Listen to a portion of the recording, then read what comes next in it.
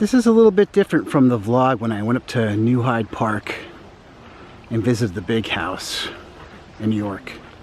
Hello world, it's your Unkle Heavy. Today I'm on location on Campobello Island in New Brunswick, Canada.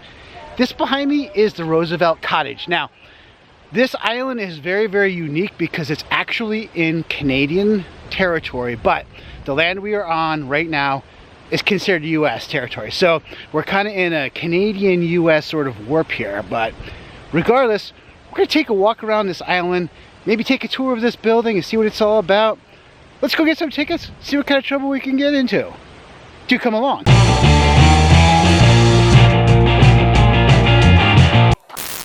Big blueberry on the side of the road. Another view from the car.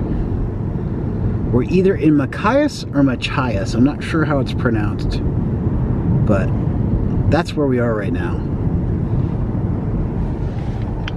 And they've got a Dunkin'. So we're doing something a little interesting today. We are driving into Canada out of Maine to visit Campobello Island, which is in Canada, but there is a park on that island that's considered American soil. So we do things interestingly on this channel. So we have just crossed into a town called Lubec, and its claim to fame is it is the easternmost city or town in the United States. So we cannot go any further east in the continental United States right now. Crossing over into Canada now. I see a Canadian flag, and I think we're gonna continue for 1.5 miles. I think we're gonna be hitting customs, so I have to put the camera away. So we're actually so far east, we've gone into a different time zone. We're no longer in the Eastern time zone, we're in the Atlantic time zone. We just gained an hour. Oh my goodness. As long as you're driving cautiously. Your destination is on the left. Where do you park? So yes, we are in an American park on a Canadian island. Very interesting, very cool. So just arriving, they've got a nice little visitor center here.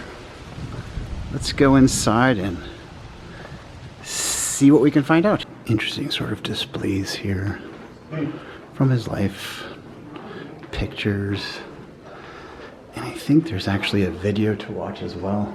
Let me assert my firm belief that the only thing we have to fear is fear itself. So exiting the visitor center, we have got this beautiful reveal here. There is the Roosevelt Cottage. Let's go check that out and see what it's all about. This is known as the Roosevelt Cottage. This is what is defined as a cottage. Here is the front view of the cottage itself. 34 rooms, 18 bedrooms, and 6 baths. That is a cottage.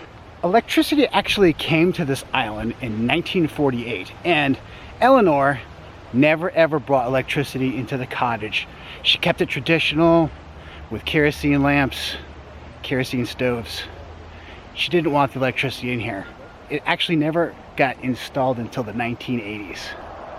Think about that. This is the backside of the cottage. We're gonna take a walk around and see it up close and personal. Just stopping to take a look at the exterior here. Absolutely gorgeous, and look at that deck up there. Imagine that being your daily view each morning. So how's this for a view? Coming out for coffee in the morning, just looking at that. Wow.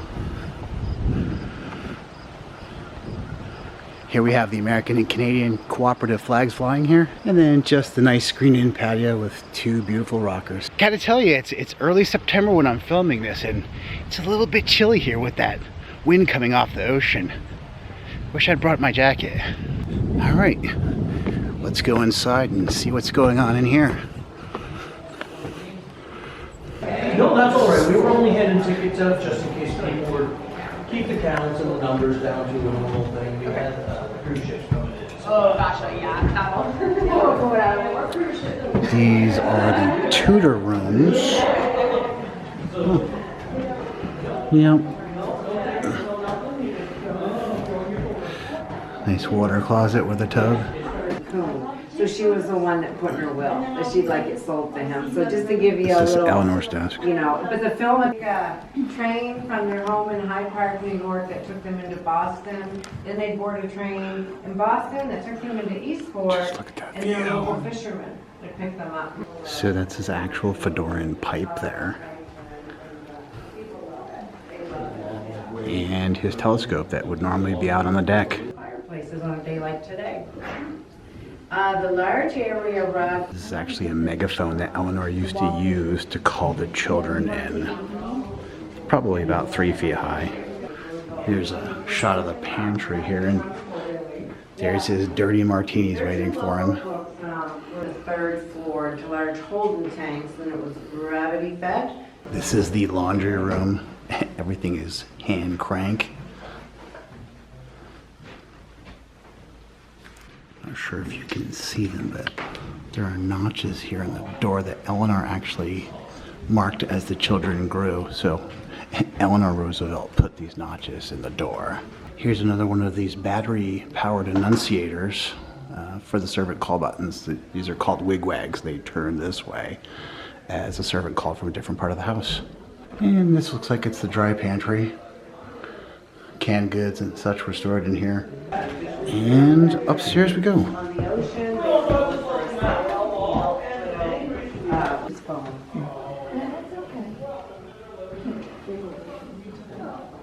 Looks like another bedroom here.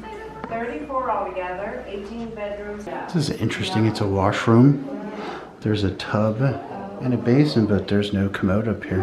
And I guess this answers the question. The commode was actually in the next room over. These are actually all servants' rooms now. Not terrible lodgings. More servants' rooms.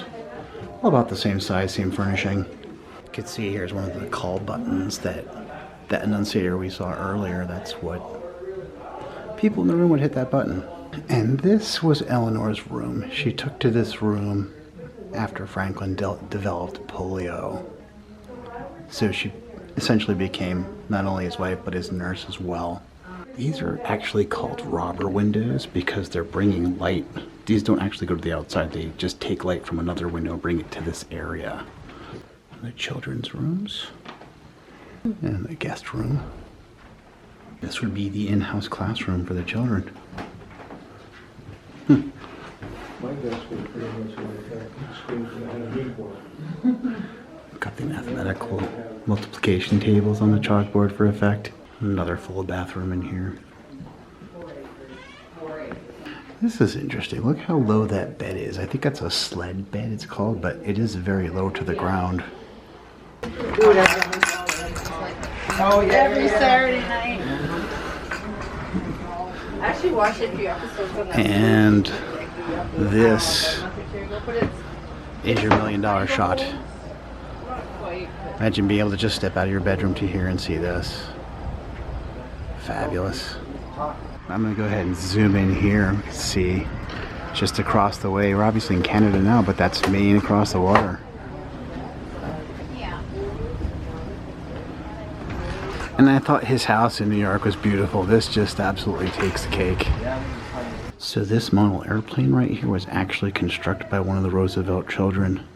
Don't know what year, but it's certainly classic, and it's cool to think that one of the Roosevelt kids actually assembled that. Exiting out the main door. This is the backside of the ice house. Because, again, she didn't want electricity, so no commercial refrigeration. Nice to see their flower garden is blooming still this time of the year. Hello, Mr. Bumblebee. So this is known as the Hubbard Cottage, and besides being a beautiful house, it has something very, very unique about its property. If you look just to the left, there's a formation out in the water known as Friar's Rock. I'll try to zoom in from here. We're not going to take the hike over there, but you can see it. It looks like a monk or a friar. Very unique and cool. So this falls under one of those, not really having to do with the vlog I'm making, but out there anchored in the bay, that is the actual Love Boat. They just let us know that that was the Love Boat apparently used in the series. and they're doing a Love Boat cruise where cast members are on the boat there with them. So yeah, that's a kind of a celebrity sighting if you grew up in the 70s and watch that sort of thing. So yeah, came all the way to Canada to see the Love Boat. Looks like we got another lighthouse here. Now we're in the area here, so we figured we'd stop. This is Mulholland Point Lighthouse. Again, you know, I love lighthouses, but I have to say, a lot of the lighthouses I've seen in Maine aren't very tall. They seem to be like 2 or 3 stories. So not only do we have this beautiful light here, we have this amazing view of Maine.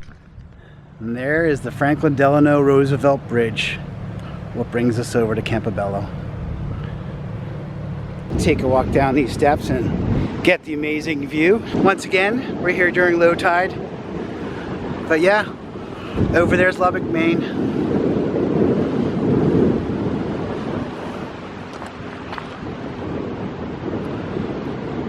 Other parts of Campobello. Nice shot of the lighthouse of me. You know me, have to go around and explore the rocks around the lighthouse. Look up there, there's Michelle. Hello!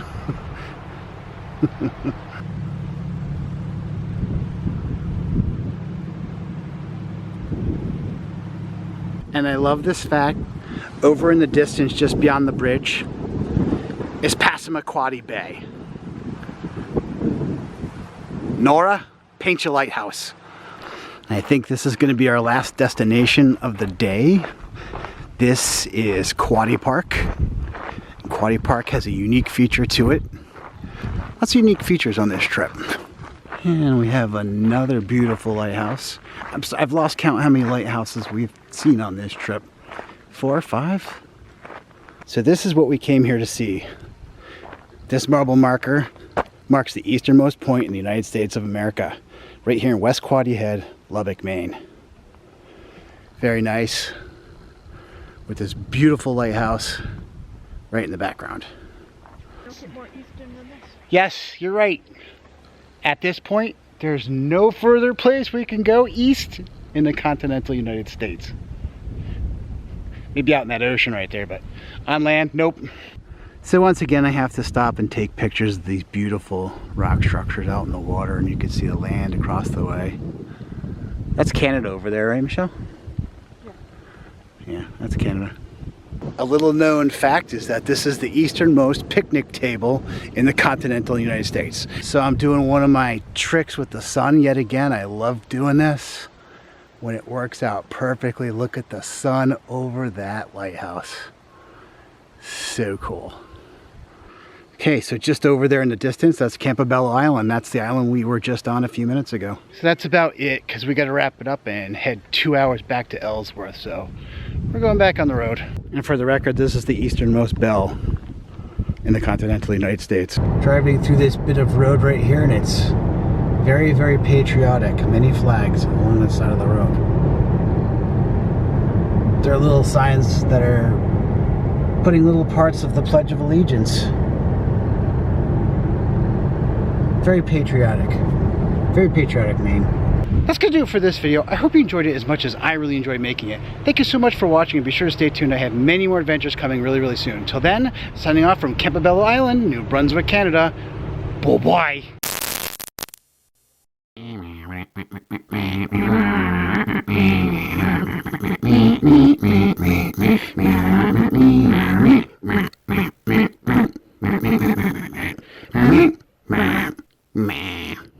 Camcorder. Mine! No way! You're a lovely, lovely camera person. You're welcome.